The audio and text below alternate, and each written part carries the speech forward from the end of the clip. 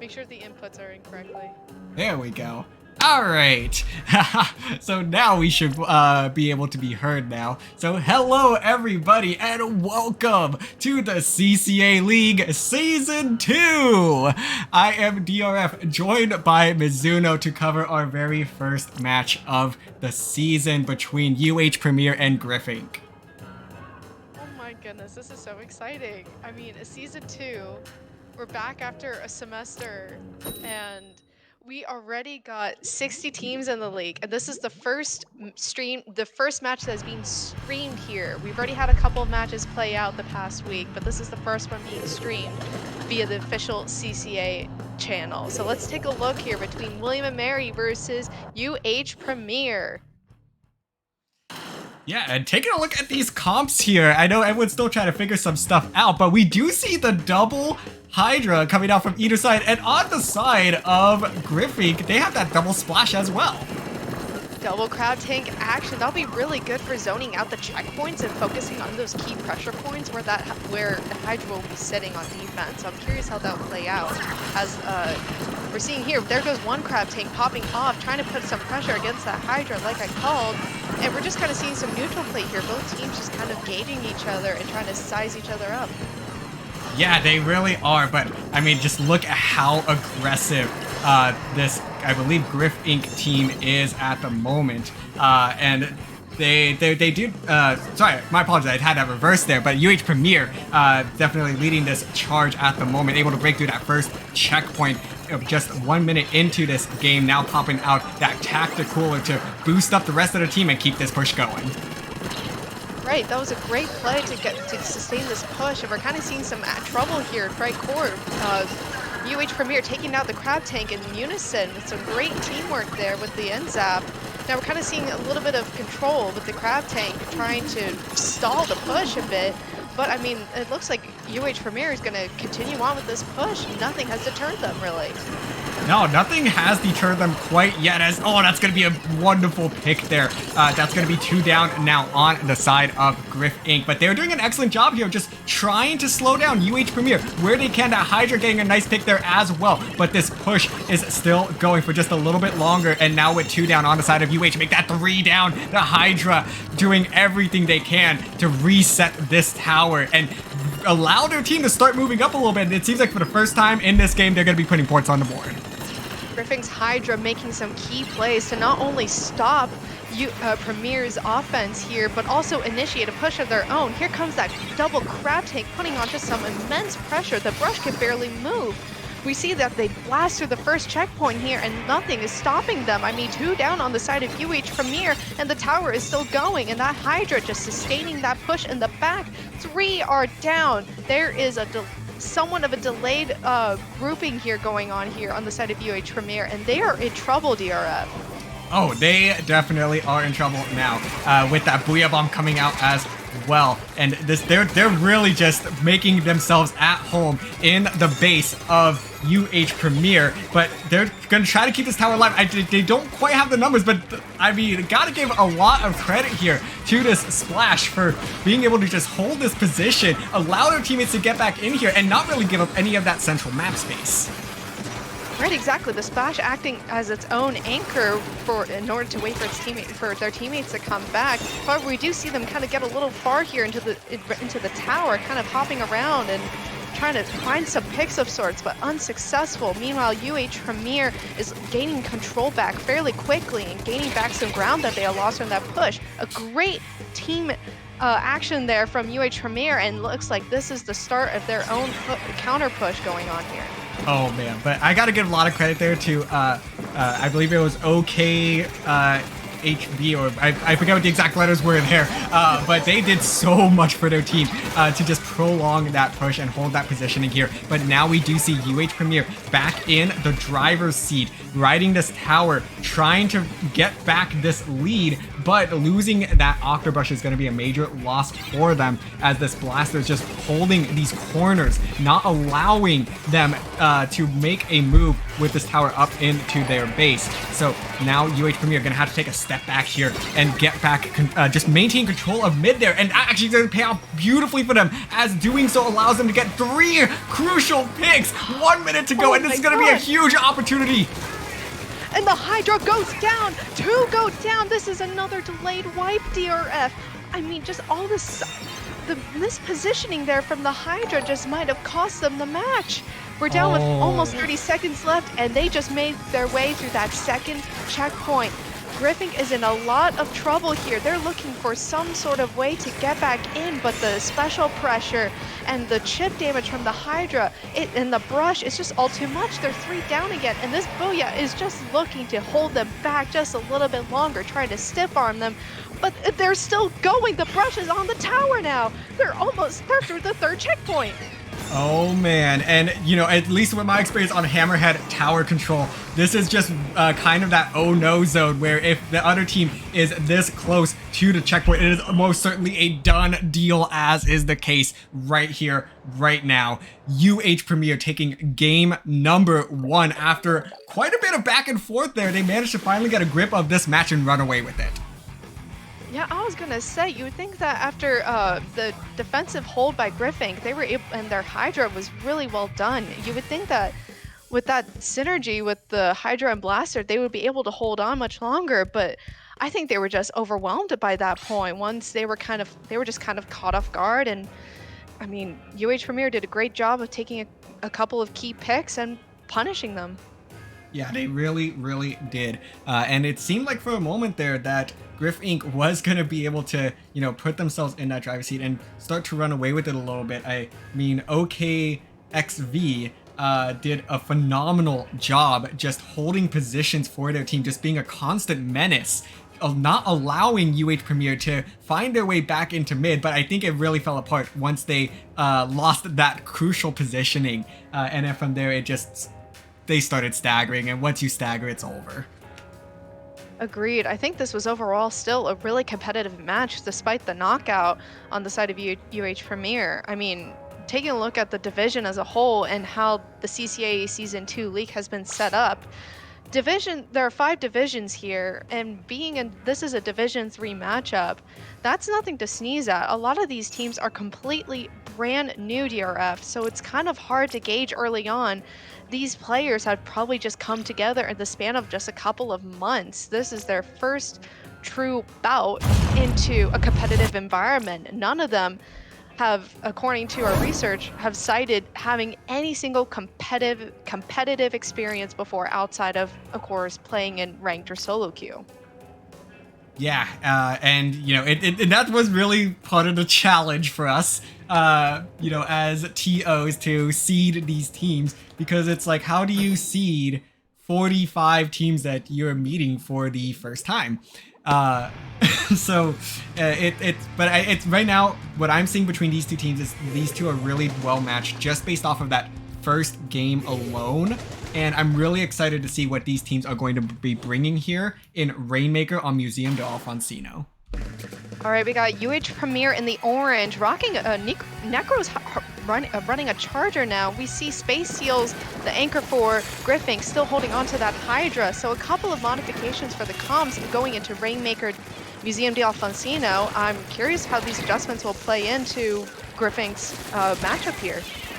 Yeah, it is going to be pretty interesting to see how that does play out, as now this Brush does have this Killer Whale ready. They do manage to use that bomb to shut down that splash, bringing out that Killer Whale now, and this could be an opportunity to start getting a little bit of control here and start moving out, but no, it looks like that the Hydra is going to be putting in some work here to stop any potential play from unfolding.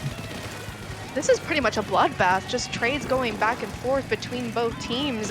Not much is happening. Again, this is a situation where both teams are still trying to gauge each other, trying to find their way and communicate how they're going to approach this objective and approach the Rainmaker. I really like seeing Titanium's play on the Blaster here, though, putting a lot of pressure onto that spinning, rotating pillar there. I mean, 2 of the players are really backed up on the side of UH Premier, and now we see 3 down. UH Premier as 3 delayed wipe pretty much. I mean, now we have Griffink already blasting through the first checkpoint. Yeah, and they should be able to tack on more on top of that if someone could just grab the Rainmaker. There we go. But I think that Rainmaker grab might have just come a little bit too late now, as they have to deal with that Charger in a prime position to stop that Rainmaker should it try to make a move forward. And this seems like that this push is just going to fall apart here. They're going to just have to get whatever points they can in the moment. But look at Space Seals, though, trying to hold that position with the Rainmaker. Unfortunately, now going to get wiped out. And that is going to be it for their push. UH Premier definitely kind of breathing a bit of a sigh of relief now, because that could have gone far worse for them. Agreed. I think you've pointed out perfectly that UH Premier got a lucky break since Griffink didn't really grab the Rainmaker right after blasting through that first checkpoint. That was a huge missed opportunity. It could be due to miscommunication. We see UH Premier already making their way through their first checkpoint on their own. There's a little bit of pressure now, but with the crab tank holding them off a bit longer, it looks like UH Premier's push is going to end right there and then. Yeah, this push is over as they're going to grab this Rainmaker and drop it. Probably drop it soon, but they did get the 3 down, so that push should be fine. So now it's going to be the Hydra that's going to take the point here of this offense and bring out that Booyah Bomb, try to clear out some space, but not going to be able to find any picks with it. And going to now safely back this one up. That Rainmaker is in a little bit of a weird position that's, you're probably going to have to let that one reset or allow the other team to try to make a move and hope that they play into some mistakes here and not gain any ground. Right, exactly. I mean, it's just more about kind of resetting position for these teams and kind of, pull themselves together and recuperate. I mean, this is going punish those UH Premier. They kind of took their time a bit in that awkward spot, like you pointed out, DRF. And now Griffink is taking advantage of kind of just this weird transitionary period that UH Premier was trying to take. Yeah, and this should actually result in some more points being scored on the board, but it's going to be the Charger! It's going to make a huge play here. I think that might have been a double for the Charger to shut down this push, and that's going to allow time for teammates to get back into position now, but it is going to actually be picked up. Wow, I'm surprised that Rainmaker was grabbed there. I mean, it's Rainmaker. Just they see it, they gun for it. It's feeding time, baby. I mean, it didn't go punished. That's the big thing. There was just enough ink left behind, and no one was really paying attention. This happens all the time in Rainmaker, which is why you need to have basically a hawk's eye on the Rainmaker. If the Rainmaker shield is completely open and popped. Yeah, and it's definitely something that you have to just continue to keep an eye out for, as you have mentioned there. But we are now closing in on this last minute, as both these teams are still within, striking position to get some more points on the board. I know this could be a very difficult map to make significant pushes on, so 45 could end up being the winning push for Griffink of William and Mary. And they're doing a fantastic job right now of preventing with UH Premier from, advancing this Rainmaker at all, especially with this Hydra. The Hydra just continues to be such a strong anchor for this team, not letting anything get past them. And these next 15 seconds are going to be crucial as the Hydra throws that Booyah Bomb, hoping to kind of stall a little bit and get some more paint on the ground. But with UH Premier going 2 down and one Rainmaker, one person with the Rainmaker, they're going to get pincered. And it looks like that is going to be game as the crab tank comes out and prevents the pop. Game 2 goes on over to Griffink. Yes. So that game will belong to Griffink as they tie up this set 1 game apiece. And I know I said it after game 1, but game 2 even more so. These teams are actually very well matched, and that I think that's kind of reassuring for the two of us that we might have got this division right. Gore, now I know how those poor Ludi TOs feel right now. You don't even know. I mean, it's like you said earlier. I mean, so many of these teams, we didn't, as TOs of the CCA, none of us expected to have such an overwhelming response and reception to the 2nd edition of the CCA League. So it's astounding that we have to, potentially match up all these different teams of various skill levels or lack thereof and find decent matchups for them to play, because this is their first bout into competitive. We want this to be impressionable enough. They're not going to get curb stomped. We don't want that. We want this to be an enjoyable experience for everyone. Yes, exactly. So, oh, excuse me. But we do So see a overwhelmed. substitution. Yes, we do see a substitution coming in here for Premier, and that's one thing that I also really like about these league settings, especially in the collegiate scene, is that you can have extensive rosters, up to 8 people per team. That's 2 teams in one, almost literally, and you can allow yourselves to be very flexible, get people, fair playing time, and adjust to everybody's strengths. And it's always nice to see when teams are, effectively utilizing those substitutions here. So they might have saw something that they didn't like in that last game. Let's switch out a couple pieces. Let's get ready for this next map mode. And hopefully we can turn this result around, get that momentum back in our favor, which will be taking place on Clamblitz Eeltail Alley.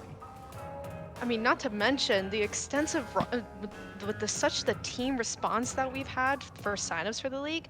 Like you point out, some of these rosters are actually very in-depth. I mean, we have dozens of teams with at least 4 players. We're talking 5, 6. Some of them had like 10 at one point. I believe there was one team that actually it was going through tryouts at one point during the sign-up period, and they were anticipating maybe 10 people.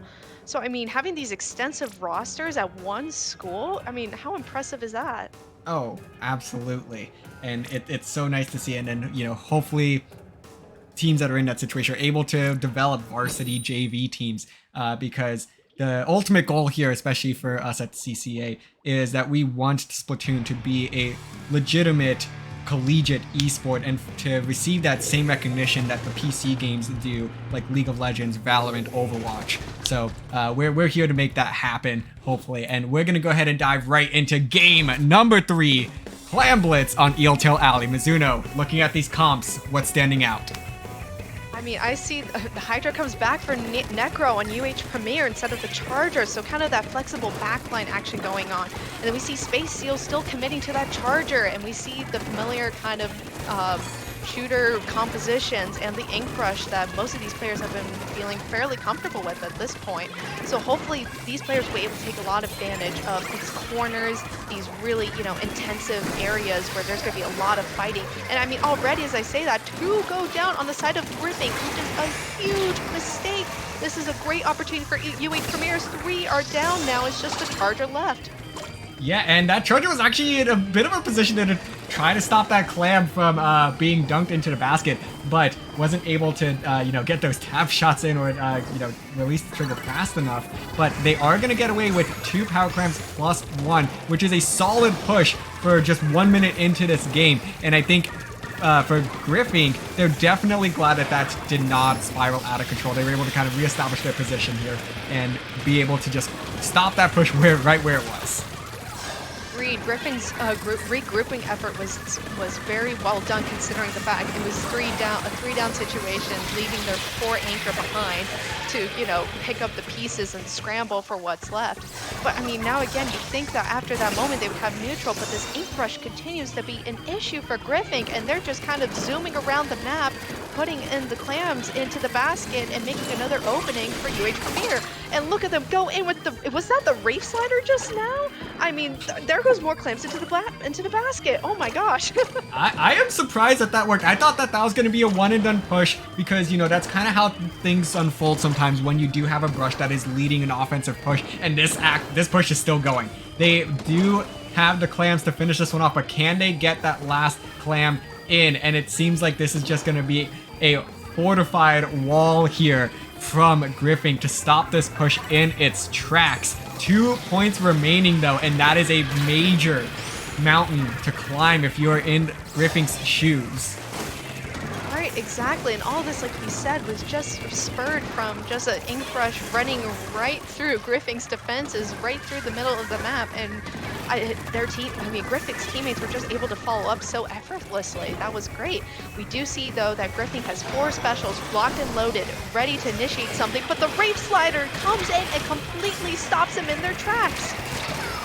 Oh, man, and Griffink just continues to struggle here to find themselves in a good position here to hold mid, and I think that really just been their struggle so far. Titanium though getting a nice shot there on the Hydra, and that's exactly what they're gonna need to continue doing. A beautiful effort there. Did you see how the Charger kind of played the bait there? Backed up right so the splatter shot can get that kill, and the hope is that one of these picks here will open up a window of opportunity for Griffink. We've seen multiple power clams come out of them, but they haven't been able to even get within firing distance of that basket yet, and that needs to change soon with a minute and a half left to play. Right, you see Griffink's efforts are so well done, and you see a lot of team synergy here. I mean, great use of that Trizuka. They're taking 2 down on the side of UH Premier. This is their chance. They are moving in with the ink back, trying to get some ink down and putting some pressure onto that basket.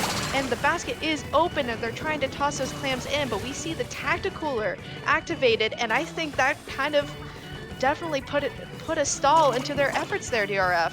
Oh my goodness, and this is still going, and finally that push is going to be over. So 36 points remaining, a phenomenal push by Griffink to get themselves back in this game. They were sitting dead in the water, but the teamwork really came out there right when the pressure was really at its maximum, as they were starting to be in a situation where they were running out of time, and now they bought themselves an opportunity. They need one more push. It is gonna have to be a little bit of a sustained push in these closing 30 seconds, but it's doable now.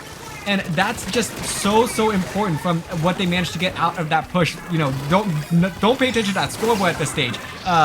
But what they are gonna have to stop this last UH Premier push if they want to give themselves that last chance. That splash got a really crucial pick, winning a 1v1 fight and stalling the basket just a bit longer. But DRF, you mentioned a sustained push. Griffink now has a chance with 2 pities, 3 footballs on the field, and that will certainly be enough to potentially take the game. Now they're in overtime now. The clock is ticking. 1 down on the side of UH Premier, and this is going to be at the push of a lifetime, and no mistakes can be made here. Yeah, but they're running out of time just to even get to the basket with 2 down there. Someone's going to have to just make a run for the basket, and it's not going to happen. UH Premier will survive game number 3 and take back control of this set. Wow, what a showing from UH Premier. I mean, I think it was just taking advantage of the one ink brush push. Like, I think that was a clear sense of communication going on. Like, well, first of all, the dabs. The quad dab.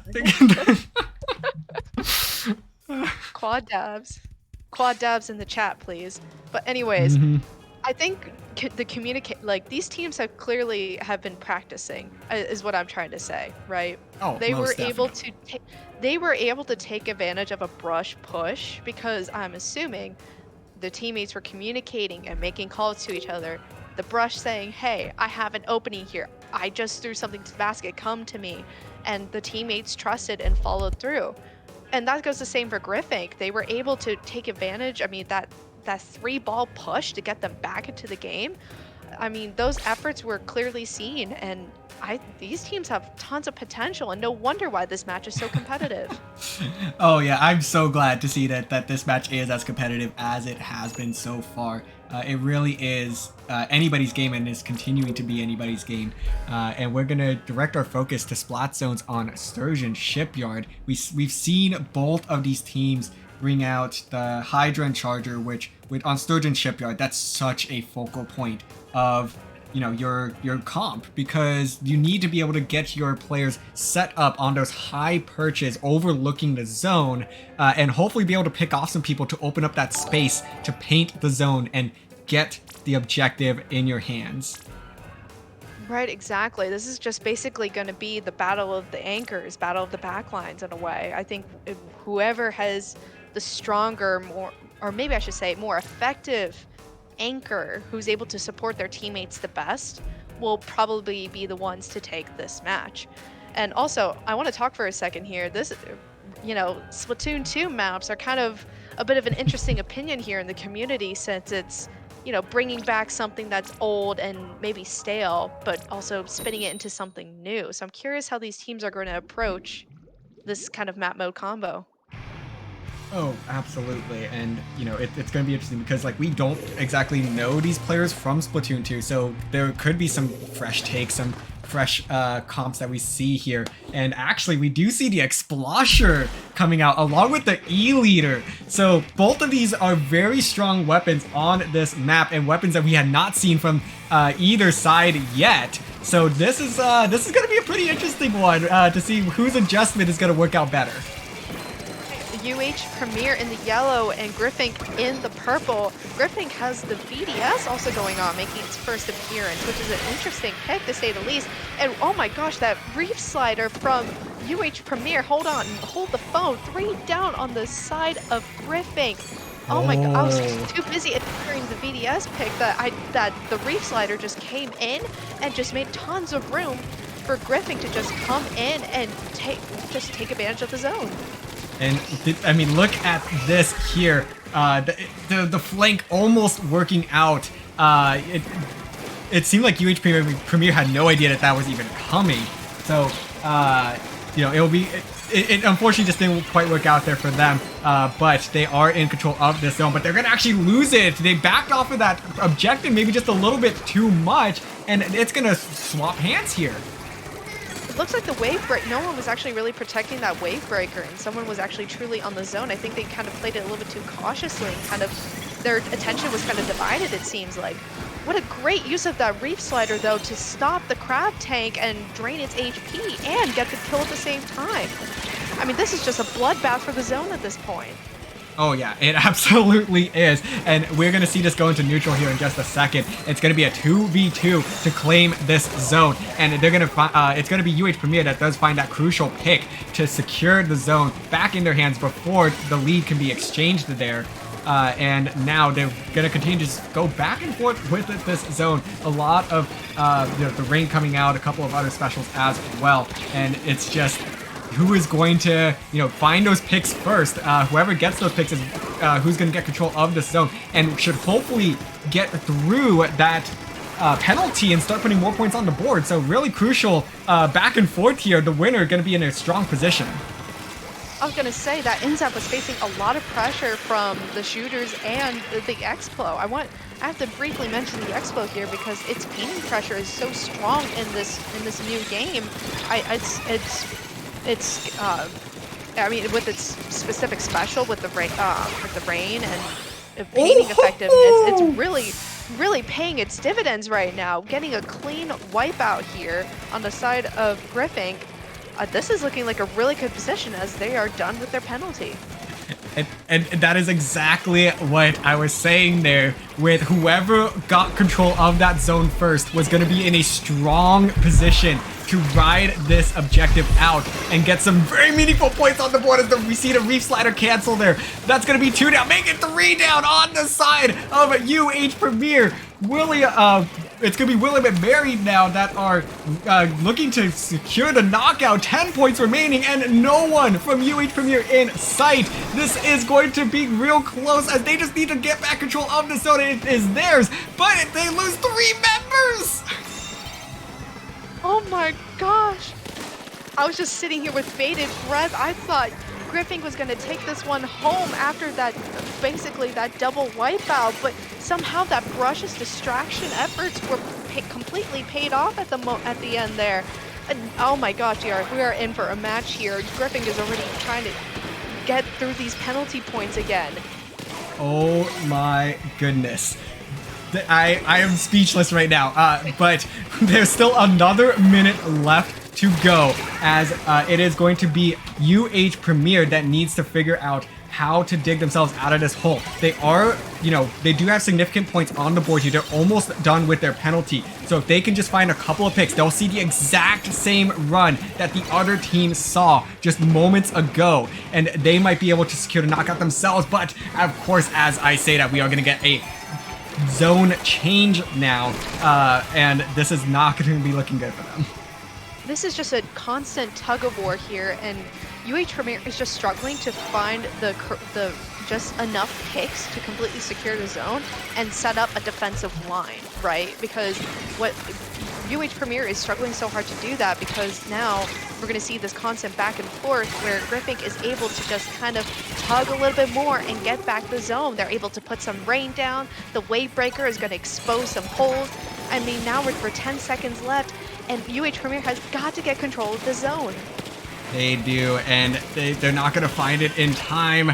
And that is it. They'll get one tick of the overtime buzzer, but they could not secure the zone in time. So that's going to be, once again, the set evening up here at 2 games apiece. Oh my god, I am so into this right now. Oh, we got a perfect match for our first stream of the season. Round of applause, UH Premier and William & Mary. Griffink from William & Mary. Fantastic. These are some fantastic showings from both of these teams, and I think this comes to show the potential of these teams in their specific group, right? I think these are going to be 2 teams to watch out for in Div 3 to potentially make the playoffs if they're able to kind of hold their own, have these very competitive matches, because they're going to learn and grow from them. Both of these teams have some outstanding potential. Yes, they really do. I mean, I'm very impressed. We didn't know a whole lot about some of these teams coming in. We weren't sure what to expect, but I really love the thought going into a lot of these comps, the movement that we're seeing from these players, really showing that there might be a little bit more experience under those belts than we might have first thought, and maybe even more than some of these players might have thought they had as well. Because I know for sure that there are some players that have already surprised themselves in this season so far. So, and that's always just really exciting to see here, as we do get actually another substitution. Right, exactly. I think talking a little bit about experience from what both of these teams have shared with us going through, the registration and verification process. UH Premier mentioned that during their time in Splatoon 2, the players as a team, they average around, S or S plus. And then Griffink, on the other hand, the rest of the team averages around an A rank. One person had 1 tournament experience in one of the open events from Nintendo. So I mean, a lot of these experiences are coming into play here, and I think it's just able to show, right, that working as a team here, as a unit at school, at college, I think it helps bring these players together and are able to kind of synergize a lot more better than, other teams in the community. Oh, absolutely. So, and this is why we also put them in Div 3 as well, because they do have those bits of experience that they are working with. So it'll be pretty exciting to see how these teams just continue to fight this one out. But let's jump into this crucial game number 5, Tower Control on Mako Mart. Oh, a Splatoon 2 classic here. You can see this in the map list everywhere. We see the returns of the Hydra, UH Premier in the blue ink, Griffink in the yellow. Both teams are wielding Hydras, and I see a Blaster on the side of UH. I really like that call, considering that Blaster has seen somewhat of a resurgent in this new meta, in this new game, and it's very exciting to see how well it plays in modes like Tower Control. And a wonderful use of that crab tank. They're able to get 1 pick, but the other key thing that happened there was it managed to push back the members of Griffink to back up a little bit. Now this middle area is mostly in control of UH Premier, but unfortunately now with that pick happening there, they're gonna have to go ahead and relinquish that central control, and it is going to be the tower being first ridden by William & Mary's team, Griffink. I really love Griffink's use of their specials there. Just a classic Splatoon 2 tactic to kind of get their opponents off of that right stack there and kind of converge onto them from the right stack into that first checkpoint. It's a really common strategy in Mako Mart, and it pays off dividends because it sets you up for the second checkpoint here. And Griffink is already making their way through the second checkpoint with the use of that bubbler. Oh yeah, no, Bubbler on Tower Control is definitely a problem, and you need to have a solution ready to deal with that. And it just didn't seem like that there was a solution there in the moment. as now this is going to be it for that push for now. Going all the way down to 16 points remaining was Griffink there. So a phenomenal job to get that done on the first push.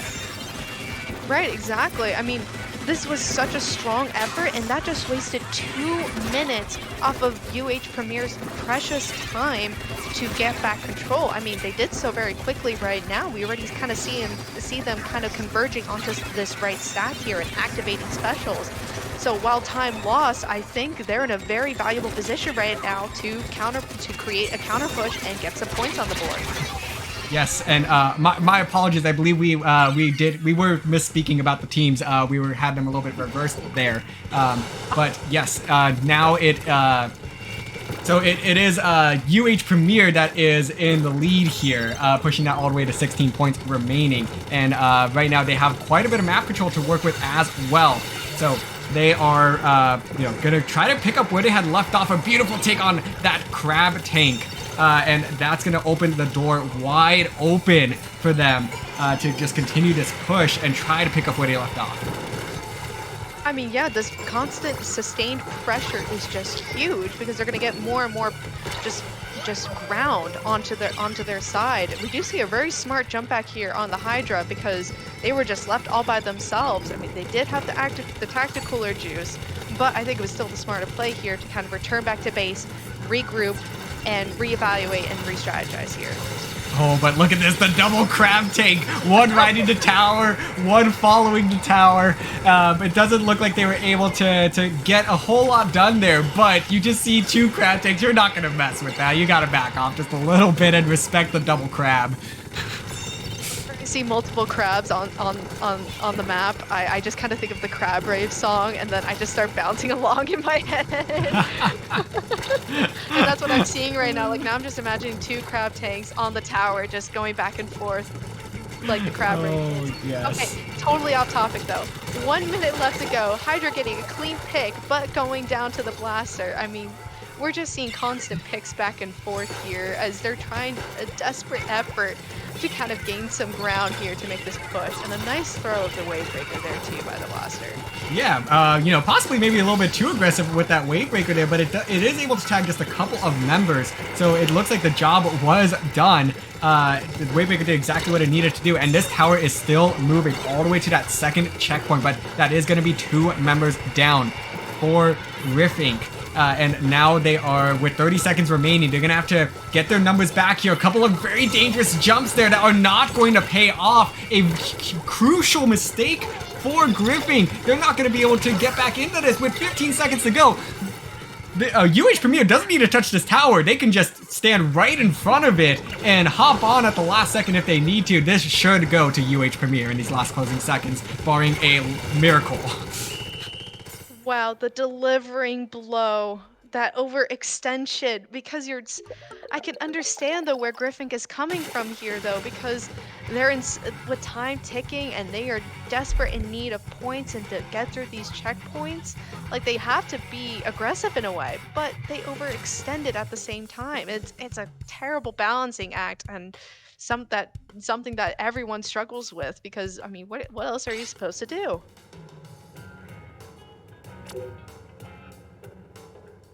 I mean, that being said, this is do or die right now. 3-2 for UH Premier. Bit of a struggle bus here. DRF, this is the stakes game that I always love to see in a competitive match. And I don't know about you, but like, whenever there's always this type of tension here, it just makes the match so much more exhilarating. Oh, absolutely. And we're going to what is so far one of my favorite Splatoon 3 maps, with Hagglefish Market. It seems like there's a lot of potential with this map, especially with spot zones, but we're going to be looking at Rainmaker, and I think Rainmaker as well is a pretty interesting mode here, because you have the option for your checkpoints, either run straight ahead or swing it to the far left. Like, it's really kind of almost random, it feels like, the positioning of these checkpoints. And most of the time, everyone just kind of pushes it, straight forward. It's a little bit more accessible to grab the center checkpoint. But I'm going to be curious to see what these teams are trying to do here, because I feel like that left-hand side is really underrated so far in this early game. Oh, that's interesting. See, I haven't explored this game just enough yet to remember where these checkpoints were. So now that you reminded me, I vision in my head and I'm thinking, wow, like there's that definite with these checkpoints and their placements, it's risk versus reward now, right? Because in Splatoon 2, you could definitely be a lot more I guess unique or just free willing with the route that you take the Rainmaker. But now that Splatoon 3 is forcing you to have to go through the checkpoints first and having a specific path to get to it, I mean, it's definitely risk versus reward. Which one will put you in a better position? Yeah. So we will have to see what these teams make of, this layout here, because it is a little bit like baffling, and you're kind of like, well, of course you're going to take the center path here. But we'll have to see what these teams decide to do, as we do see Hydras coming back out on either side, and Griffink once again rocking that double splash. Right, Griffink in the purple, UH Premier in the green. I see the brush again on the side of UH Premier. I really like that choice here for Rainmaker too, because of the Killer Whale and the Splat Bomb combo. I've been seeing a lot of people getting some good use out of that lately. 2 go down here, make that almost 3 now, almost a delayed wipe on the side of Griffink here. A UH Premier is taking that Rainmaker and trying to get to the podium, but coming to a complete stop here. Griffink holding them right on the line for the checkpoint. Yeah, and once again, risk versus reward. That's exactly what happened there. I do feel like you just can't hold forward like exactly what Kavarok was doing there. You just can't hold forward if you want to get that checkpoint done. Especially because that one is so front and center. You're gonna have to make that a team effort. You're gonna have to get a couple of picks first of all, and that's why I feel like the taking it to that left pedestal is just so underrated right now, because it does seem a little bit more out of the way, but you're gonna be able to I think make a little bit more progress. You're more likely to hit that checkpoint, and maybe after that you could look at taking the center path, when that opens up a little bit more. Right, exactly, and it's evaluating, making those quick decision-making skills. It's so hard to do in this game, and something you have to develop over time and learn from experience too. Now all of a sudden, hold on, Ray, as we were talking about this, UH Premier is white and Griffink takes it to the first checkpoint, and here comes the Booyah trying to make some space here. I mean, the Rainmaker stuck at the podium right now. I mean, that was just kind of a desperate play to take advantage of that 4-down situation. But it paid dividends. They got the checkpoint. Ooh, and a little bit of some risky jumps here, and that's one of those. That's one of those things that it just comes with experience, first of all. Making sure that you are making the smart jumps rather than just a jump to get back into the action, and that is going to result in a checkpoint falling for UH Premier.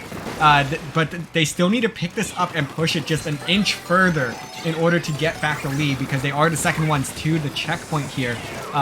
So they're gonna have to definitely be looking to make a play on top of that push that we just saw from them. But look at this, Griffink in the driver's seat once again, and they are looking to add to their lead at this stage, and it looks like they might be pushing it to that far left side. Wow, interesting. And they're alone too. So I wonder if that was kind of like a split-second decision to kind of divert attention away and gain some quick points, or if it's just kind of something like, just screw it, let's just take it out, let's just go, go, go. And I'm starting to notice from both teams here, both teams seem really desperate right now. I think with the stakes of this match and this set being so high and this constant back and forth, I can kind of see that almost in their play right now, with their decision making, with the way that they're trying to compose these pushes, and it's an incredibly interesting dynamic to observe. Oh, absolutely. It's definitely really interesting, because you can see that the pressure is on, especially for Griffink right now. I mean, both teams actually have a fair amount of pressure going against them right now. Griffink, this is a do or die game for them. They need to extend this to a game 7, whereas for UH Premier, they might have been starting to get a little comfortable. Now they're realizing, oh shit, we really need to close this out. We don't want to go to a game 7. We need to maintain this momentum in our favor. but they're struggling right now to just maintain the positions that they need to do. They're falling into a lot of these traps, and it's just been a little bit difficult for them to make anything happen so far. They did get that checkpoint, but that's kind of all they've had going for them in these 4 minutes so far.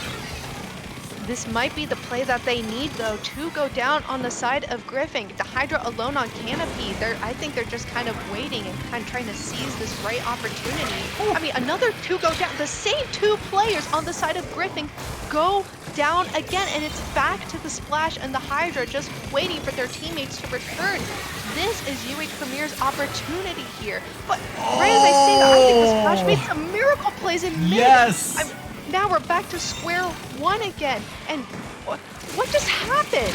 Oh my goodness. I think that was okay. That made that big play there to stop that push dead in its tracks before any momentum could be had there. And now with 10 seconds to go, it's going to be one more opportunity for UH Premier to close out this set right here, right now. But they're going to have to go the distance. And this is going to be a close one, folks.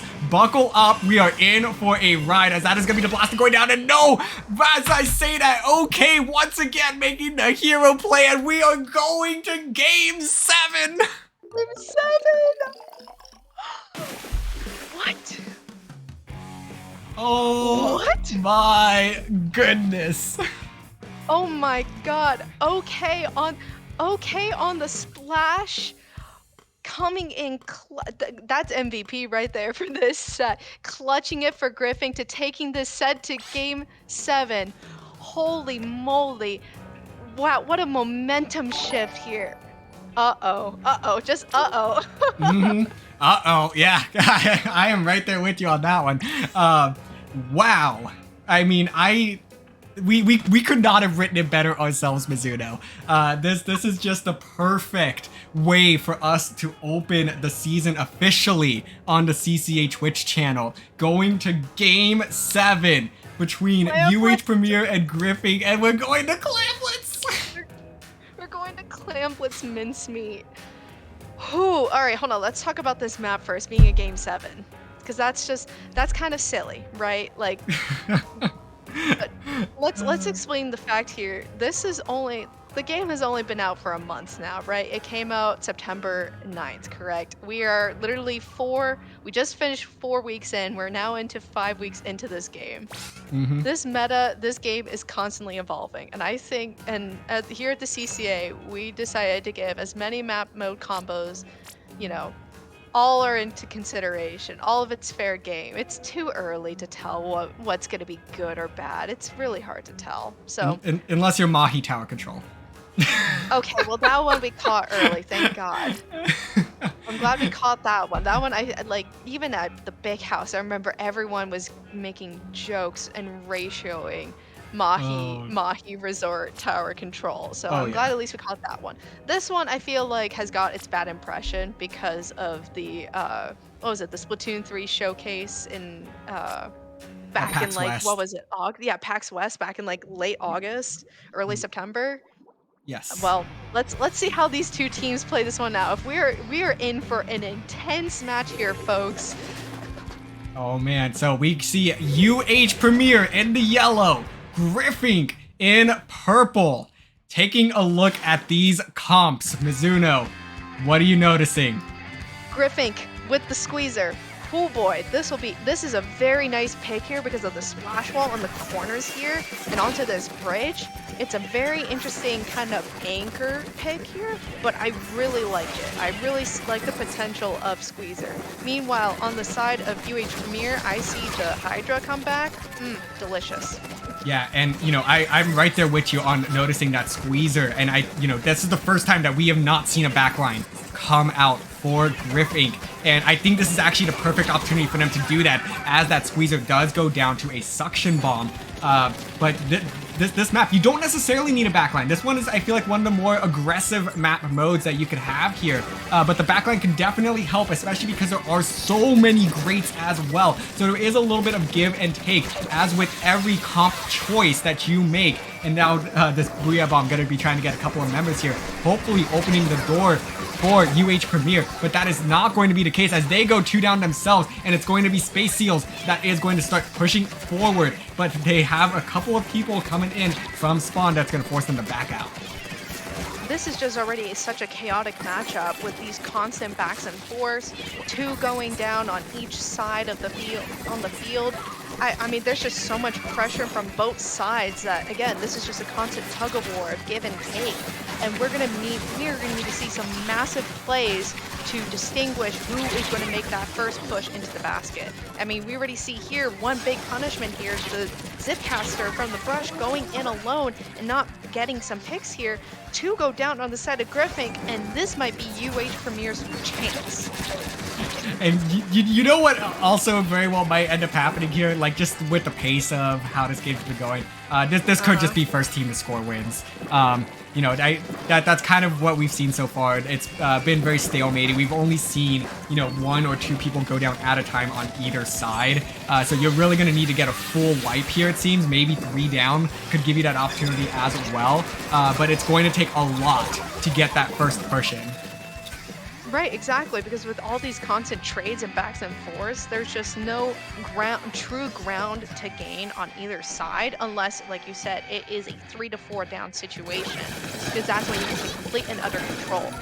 You would think you might see that here with Griffink going 2 down, almost 3 down to this point. I don't know, this might be their chance, but even as I say that, UH Premier is also 2 down. We just see all these constant picks and backs and forths.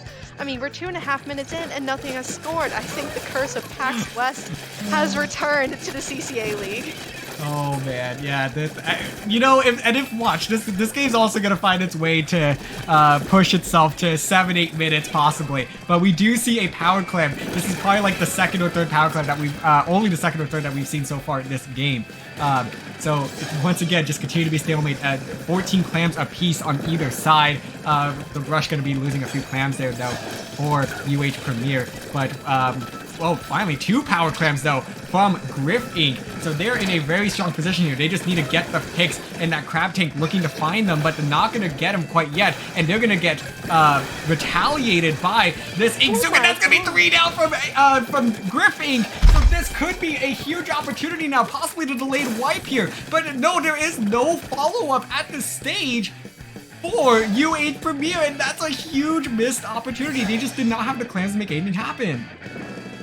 Wow, they were. I would think so too. But you're right. No clam. The clam economy here is just down here for UH Premier, and that was such an unfortunate opportunity because that 3 down was so crucial. Now both sides have clams, have clam balls ready to go, locked and loaded. 4 are up on both sides. We're gonna see the Zipcaster coming in, getting 2 down. The brush going down with it, and now it's a 2v2 situation. We're gonna be seeing here 3 down on the side of UH Premier, stopping the push from potentially happening. 30 seconds to play. It is still a scoreless game, and this is going to come down to the wire. So buckle up, folks. We are in for a wild finish here at Clam Blitz Mincemeat Metalworks. And that's gonna be 3 down! This is the opportunity now for UH Premier. They're gonna be coming in from that far right side, and here comes the score from the Octobrush. They get it! The first score with 7 seconds to play, but there's no clam for Griffink, and that's going to do it. The first score wins it. Oh my god, but that was the opportunity that was needed for UH Premier though. That crucial 3 down, and they knew that was their time to go. Wow. Wow, DRF, just wow. I don't know what to say, honestly. Like, you know, we need to pay our writers more. Oh man. Handled this script so incredibly well. Wow, what a matchup from UH Premier from University of Houston and Griffink from William and Mary, showing off what Div 3 is all about. Wow. Yeah, that was fantastic. I hope that this is a new, fresh rivalry for these two teams, because that was just fantastic, start to finish, just constantly trading. They literally went back and forth. There was 1-1, 2-2, 3-3, 4. So UH just beat them to the punch there. Wow. I'm still trying to figure out words to say for this one, but a huge congratulations to UH Premier from the University of Houston for taking this week 1 set in Division 3, and I'm looking forward to some future matches for both these teams. Agreed. I hope these two teams actually do some scrimmages together. I think that would be incredibly valuable of their time. And after this matchup, I think they have a lot to learn from each other, given how competitive this matchup was. I think that would be the best course of action. Plus a rivalry too. I would like that as well personally as a spectator. But I would recommend. Yeah, I think this is a good a good scrim partner. So hopefully they Oh, can get something going. That oh, would be awesome. absolutely.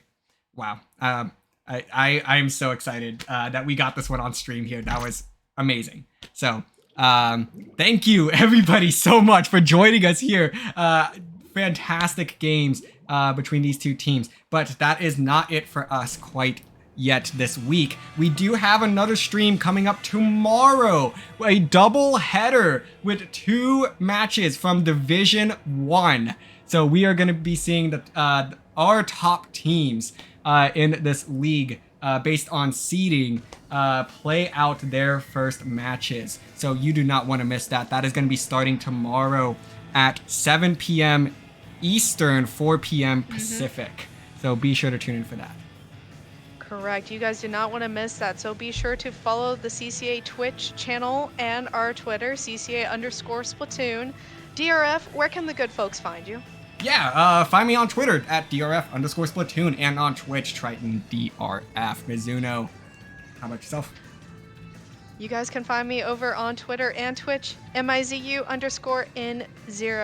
Folks, thank you all for tuning in tonight. Yes, thank you all so much for watching, and once again, a huge thank you to our partners at MSI for continuing to support us. We are going to be so excited to have them throughout this season as well.